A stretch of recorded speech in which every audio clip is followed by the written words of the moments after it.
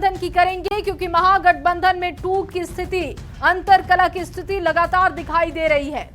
तस्वीरें सामने आ रही हैं और उससे साफ जाहिर हो रहा है कि मुश्किल राह महागठबंधन की बिहार में होने वाली है। बिहार चुनाव में जीत की रणनीति बनाने में जुटे महागठबंधन को बड़ा झटका लग चुका है। जेएमएम ने बिहार विधानसभा चुनाव में 6 सीटों पर अकेले चुनाव लड़ने का ऐलान कर दिया है।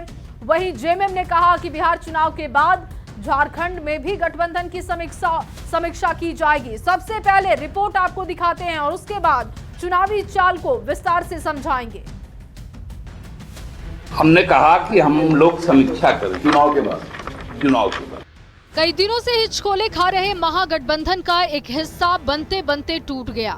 जेएमएम ने महागठबंधन से अलग राह का ऐलान कर दिया है। जेएमएम ने गठबंधन के साथ चुनाव लड़ने से इनकार कर दिया है।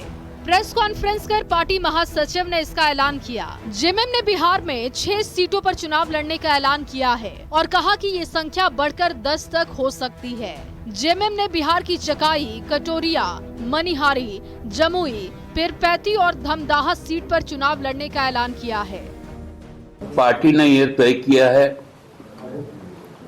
कि बिहार में अपने सांगठनिक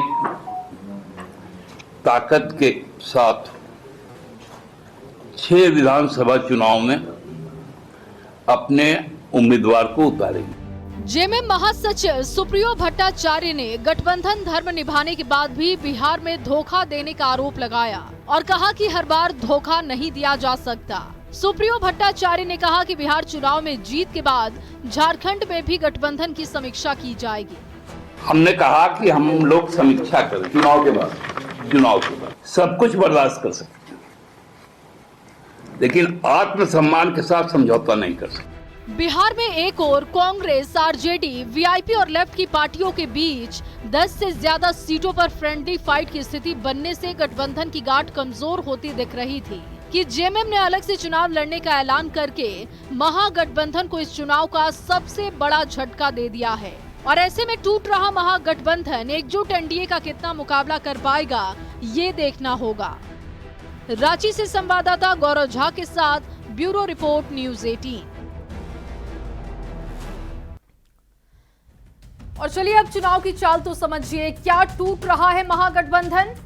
अब सवाल है कि ऐसा क्यों कहा जा रहा है, तो उसको आइए समझ लेते हैं। दरअसल जेएमएम ने अलग चुनाव लड़ने का ऐलान किया है और 6 सीटों पर उम्मीदवार उतारने की बात कही गई।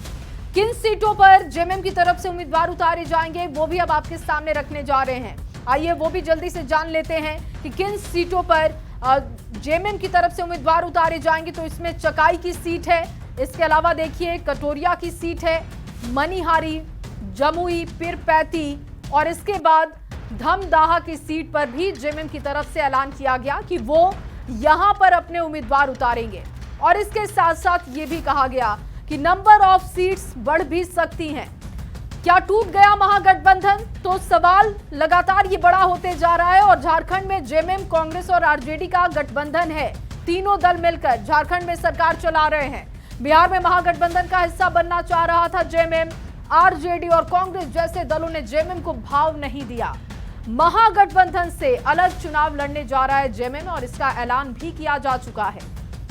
और अब बात बिहार में सिर्फ गठबंधन टूटने तक का नहीं, सवाल है कि क्या बिहार का असर झारखंड के गठबंधन में भी पड़ेगा। जेएमएम महासचिव ने समीक्षा की बात कही है। चुनाव के बाद झारखंड में गठबंधन की समीक्षा होगी, ये कहा गया सुप्रियो भट्टाचार्य की तरफ से।